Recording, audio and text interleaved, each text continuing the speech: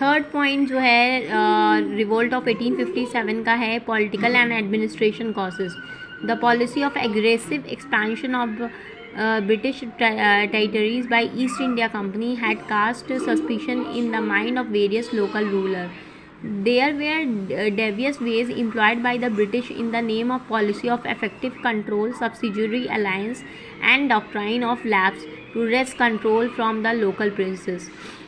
Third ये भी causes था, पॉलिटिकल और एडमिनिस्ट्रेटिव कॉजेज़ था, जिसकी वजह से ये रिवोल्ट हुआ था 1857 का, जिसमें ब्रिटिश जो है जल्द से जल्द अपनी आपको एक्सपैंड करना चाहती थी, एक्सपेंशन करना चाहती थी पॉलिटिकल और एडमिनिस्ट्रेशन वेज में भी, जिसके लिए उसने 3 पॉलिसीज़ भी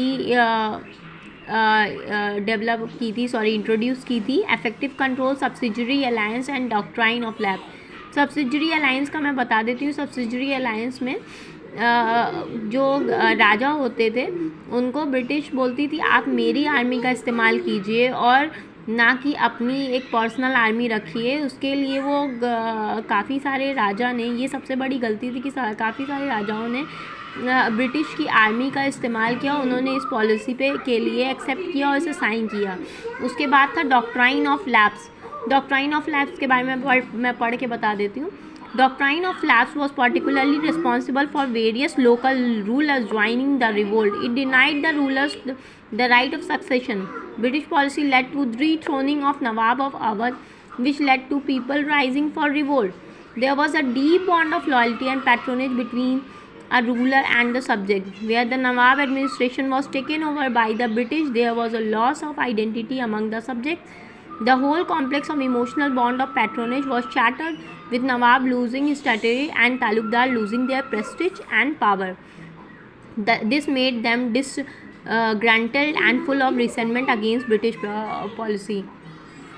तो डॉक्ट्राइन ऑफ लैप्स मेनली होता क्या था कि जो राजा होते थे उन्होंने एक साइन किया हुआ था एक एग्रीमेंट ब्रिटिश के साथ, जिसमें क्या होता था कि अगर उस राजा की अपनी औलाद नहीं है, उसने किसी को अडॉप्ट किया हुआ है, तो उसके मरने के बाद उसको उसके जो बेटा है उसको आप वो देते नहीं थे थ्रोन उसको। वो राजा की कोई पर्सनल प्रॉपर्टी है उसी को वो ओन कर सकता था, उसे ब्रिटिशर्स प्रिंस नहीं मानते थे।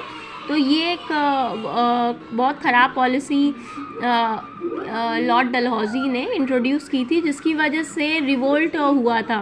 1857 का रिवोल्ट का कॉज ये भी माना जाता है।